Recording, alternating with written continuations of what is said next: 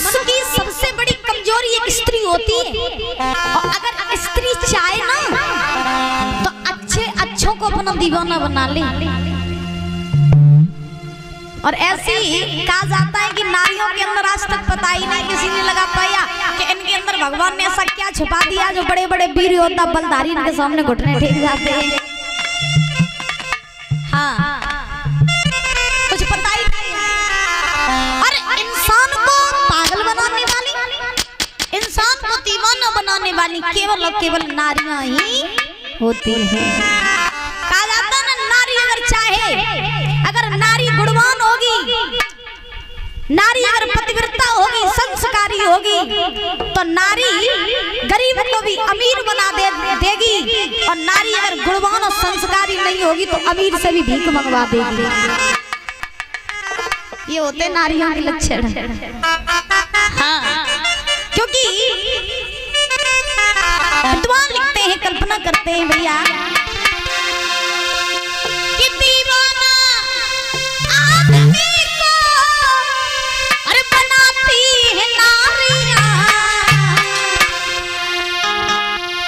खुद घूमती है पीछे घुमाती है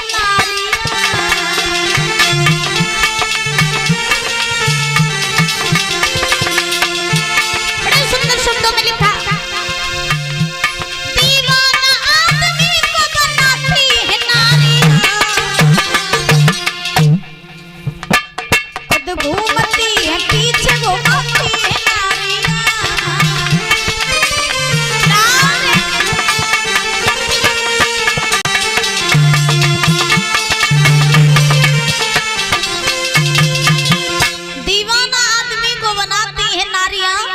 घूमती है पीछे घुमाती है नारियां।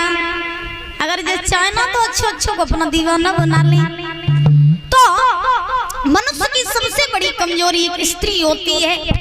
तो ध्यान रखना, जब दुर्मलिक राक्षस ने पवन रेखा की सुंदरता को देखा, देख करके राक्षस के मन में काम वासना प्रकट हो गई। राक्षस सोचने लगा कि कुछ भी हो जाए, इस पवन रेखा के साथ में हम छल करेंगे। एक बात बताएं दादा, पराई नारी जो होती है वो महाराज विनाश का कारण होती है। और जिनने पराई नारियों से प्रीत की है, जिन्होंने पराई नारी से प्रेम किया है, उनका महाराज कभी भी उद्धार नहीं हुआ है। क्योंकि पराई नारी जो होती है, ये बात बिल्कुल सही है, विनाश का कारण होती है। रावण जो था कितना बड़ा विद्वान था। कहा जाता है कि रावण के जितना ज्ञानी, रावण के जितना विद्वान न दुनिया में कोई हुआ न कोई होगा। फिर भी नारी के चक्कर में मार खा गई, पूरी सोने की लंका राख में मिल गई और कुल खानदान का भी नाश कराया। इसीलिए एक विद्वान ने तो यहाँ तक लिख दिया, यहाँ तक कल्पना कर दी, अरे प्रीत करे तो करे मर्द से, और नारी से प्रीत करे ना, और नारी अपनी नहीं होवे दिन आए मौत मरे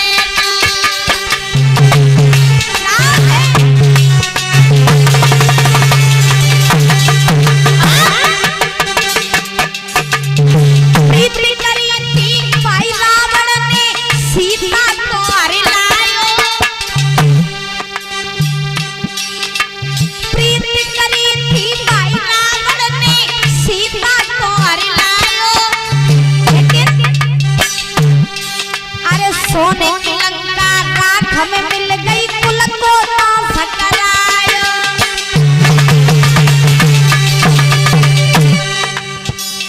इसीलिए कहा जाता है पराई नारी से कभी भी प्रेम नहीं करना चाहिए। प्रेम करो तो अपनी से करो, पराई से कभी मत करना चाहिए। पराई नारी विनाश का कारण होती है। और जो पराई नारी से प्रेम करते हैं, पराई नारी से प्रीत करते हैं, उनका कभी जिंदगी में उद्धार नहीं हो सकता। क्योंकि पराई नारी आपका साथ तब तक देगी जब तक आपके पास में पैसा धन दौलत, पैसा खत्म धन दौलत खत्म तो पराई नारी का प्रेम भी खत्म। और सही होता है ना दादा। तो आजकल पराई की छोड़ो, आजकल तो अपनी अपनी नहीं हो रही है। हाँ, पराई की तो छोड़ो। बोले गोविंद भगवान की। तो राक्षस ने पवन रेखा की सुंदरता देखी, सुंदरता को देखा, मोहित हो गया। तो राक्षस ने क्या किया कि उग्रसेन का वेश धारण कर लिया। उग्रसेन का वेश धारण करके मैया पवन रेखा के पास में आ गया। अब पवन रेखा नहीं समझ पाई कि मेरे महाराज है या कोई राक्षस है।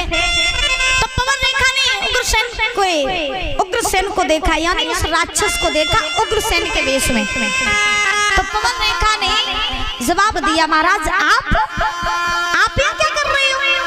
अरे आपकी तो बड़ी लंबी उम्र है, मैं तो भी आपको याद कर रही थी, आप यहाँ आ गए। तो उग्रसेन के वेश में वो राक्षस बोला, पवन रेखा मुझे अच्छा नहीं लग रहा था, महलों में तुम चली आई तो मैं तुम्हारे पीछे पीछे चला आया।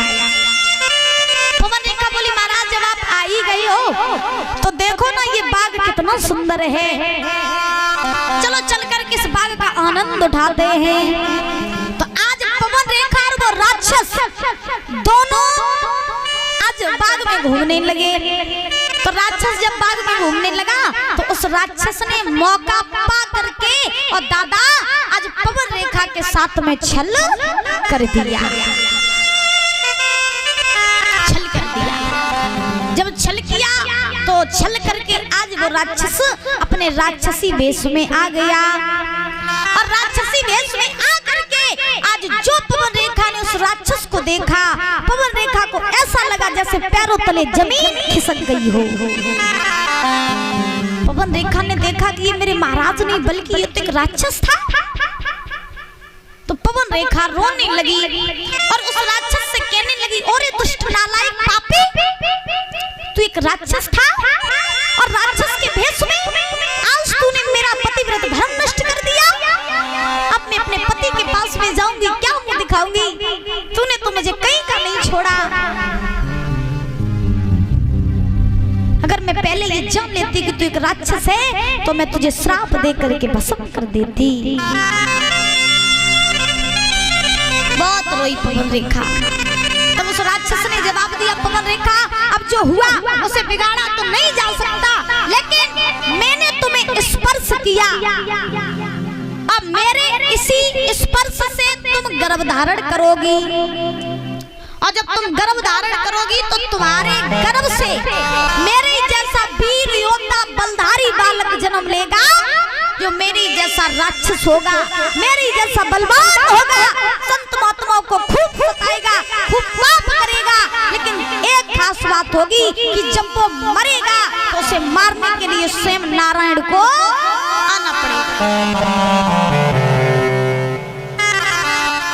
इतना कह के वो राक्षस वहां से चला गया। पवन रेखा रोती रही, बिलखती रही। कहा जाता है ना, जो इज्जतदार लोग होते हैं जब उनकी इज्जत चली जाती है, उनका चरित्र चला जाता है तो लोगों को बड़ा ही कष्ट होता है, बड़ा कष्ट होता है। एक बात बताएं मेरी माँ, संसार में अगर कुछ भी अमूल्य चीज है तो वो केवल और केवल एक ही है, और वो है आपका चरित्र।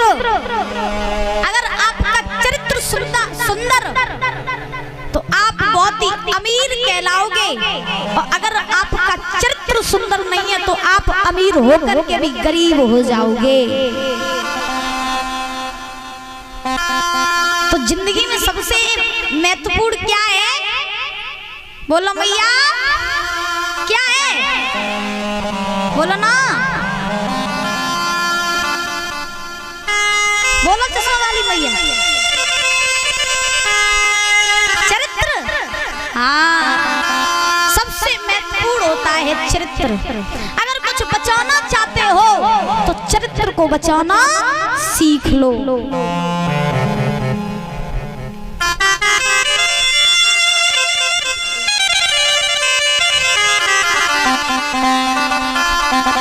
लेकिन आजकल अगर व्यापार हो रहा है तो सबसे ज्यादा चरित्र का ही हो रहा है। हाँ, 10, 20, 50 हजार रुपए में महाराज लोग अपने चरित्र को बेच देते हैं। लेकिन एक बात ध्यान रखना, घर मकान टूट के गिर जाए दोबारा मेहनत करके आप बना लोगे, धन दौलत चली जाए दोबारा आप मेहनत करके कमा लोगे, लेकिन चरित्र को न तो कभी बनाया जा सकता, न चरित्र को कभी खरीदा जा सकता है। तो अगर बचाना हो तो क्या बचाओ? चरित्र। क्योंकि पूजा आपके चित्र की नहीं, पूजा आपके चरित्र की होती है। चरित्र अगर आपका सुंदर होगा, गुण आपके अगर सुंदर होंगे तो संसार में आपका सम्मान होगा। अगर आपके गुण अच्छे नहीं, चरित्र अच्छा नहीं, तो लोग तुम्हें धक्के मार करके निकाल देंगे, कहीं बैठने नहीं देंगे।